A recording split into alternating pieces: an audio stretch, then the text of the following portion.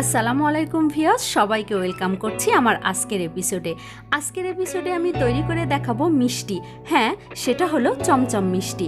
মিষ্টি পছন্দ করে না এমন মানুষ খুব কমই আছে, আর ঘরে তৈরি করা মিষ্টির স্বাদটা আমার মনে হয় একটু বেশি মিষ্টি লাগে। চমচম মিষ্টিটা তৈরি করতে একটু বেশি সময় প্রয়োজন হয়, কিন্তু সময়টা একটু বেশি নিয়ে তৈরি করলে চমচমের আসল টেস্টটা পাওয়া যায় এবং কালারটাও পারফেক্ট হয়। তো ভিউয়ার্স, মন দিয়ে দেখে নিন রেসিপিটা। Let's go and watch. এখানে আমি 2 লিটার দুধের ছানা, 2 টেবিল চামচ সুজি আর 1 চা চামচ বেকিং পাউডার নিয়েছি। যে কোনো মিষ্টি তৈরির জন্য পারফেক্ট ছানা নেওয়াটা অনেক জরুরি। ছানা পারফেক্ট না হলে মিষ্টিও ভালো হয় না। এখন ছানা, সুজি, বেকিং পাউডার ভালোভাবে মিশিয়ে নেব। কিভাবে টক দই দিয়ে পারফেক্ট ছানা তৈরি করতে হয় তার একটি ভিডিও আমার চ্যানেলে আছে, লিঙ্কটা আমি ডেসক্রিপশন বক্সে রেখে দেব, প্রয়োজনে দেখে নিতে পারেন। ছানাটা খুব ভালোভাবে মথে নিতে হবে। ছানা যত ভালোভাবে মথে নেওয়া যাবে মিষ্টি ততটাই ভালো হবে। এভাবে 7 থেকে 8 মিনিট ছানা মিহিভাবে মথে নিতে হবে।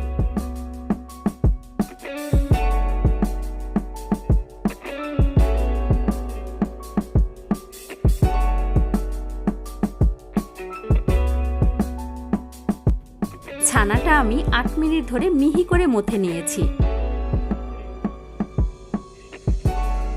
এখন ছানাটা আমি সমান 12টা ভাগে ভাগ করে নিয়েছি।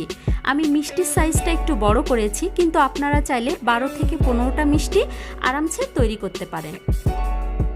এবার হাতের তালুতে নিয়ে ভালোভাবে ঘুরিয়ে ঘুরিয়ে গোল শেপ দেব, তারপর আবার লম্বা শেপ দিয়ে নেব।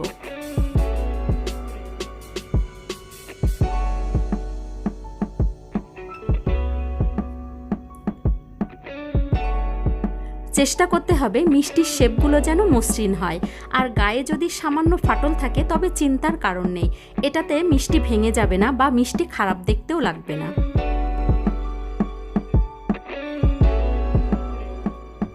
আমি সবগুলো মিষ্টি একইভাবে শেপ করে নিয়েছি। চুলায় একটি প্যানে 4 কাপ পানি নিয়েছি। এবার দিচ্ছি 2 কাপ চিনি। এখন চিনিটা গলিয়ে নেব আর শিরায় একবার বলক আসা পর্যন্ত অপেক্ষা করব।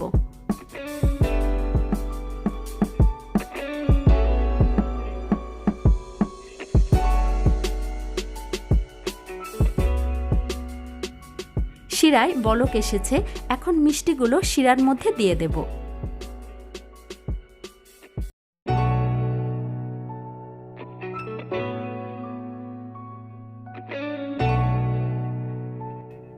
এবার 20 মিনিট ঢেকে রাখবো এবং চুলার আঁচ হাই হিটে রেখে দেব, আর ঢাকনায় ছিদ্র থাকলে সেটা অবশ্যই বন্ধ করে নেব।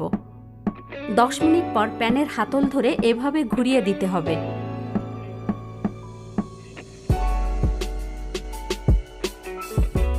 ফিরে এলাম 20 মিনিট পর।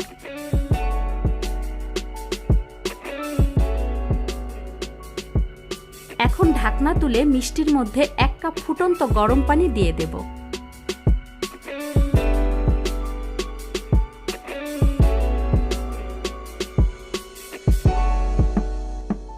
ঢাকনা দিয়ে মিডিয়াম আঁচে রেখে দেব 1 ঘন্টা। আমি 30 মিনিট পর আবার প্যানের হাতল ধরে ঘুরিয়ে দিচ্ছি। ফিরে এলাম 1 ঘন্টা পর। এখন ঢাকনা তুলে আবার 1 কাপ গরম পানি অ্যাড করছি।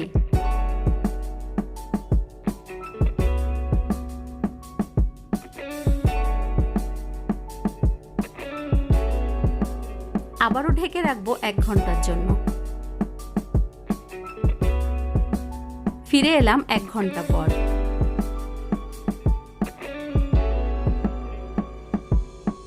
এখন আবারও 1 কাপ ফুটন্ত গরম পানি মিষ্টির মধ্যে দিয়ে দেব।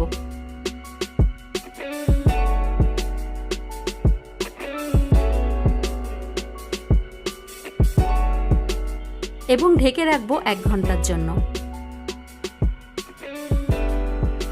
ফিরে এলাম 1 ঘন্টা পর।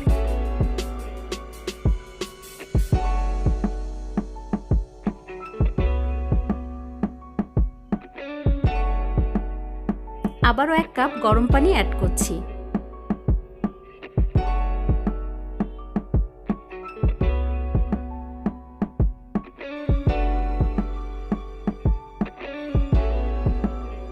এখন ঢেকে রাখতে হবে লো টু মিডিয়াম হিটে 1 ঘন্টার জন্য।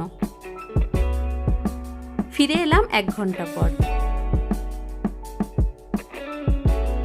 চমচম মিষ্টিটা একদম রেডি। এখন এটা নামিয়ে নেব আর 3 থেকে 4 ঘন্টার জন্য ঢেকে রেস্টে রেখে দেব।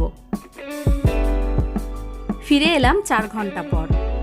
এখন মিষ্টিগুলো একটা স্ট্রেনারে তুলে নিচ্ছি যাতে এক্সট্রা শিরাটা ঝরে যায়।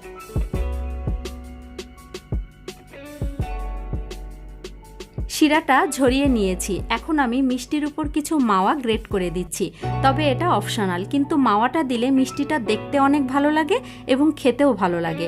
মাওয়ার একটি রেসিপি আমার চ্যানেলে আছে, চাইলে দেখে নিতে পারেন। ভিউয়ার্স, মিষ্টিটা আমি 3 ঘন্টা 20 মিনিট জাল করেছি আর 4 বারে 4 কাপ গরম পানি অ্যাড করেছি এবং মাঝে মাঝে প্যানের হাতল ধরে ঘুরিয়ে ঘুরিয়ে দিয়েছি। এই মিষ্টির শিরাটা কোনোভাবে ঘন করা যাবে না, ঘন হয়ে আসার আগেই পানি অ্যাড করতে হবে। এই মিষ্টিটা তৈরির জন্য সময়টার দিকে একটু খেয়াল রাখতে হবে। আজকের ভিডিওতে বুঝতে কোথাও অসুবিধা হলে আমাকে কমেন্টে জানাবেন।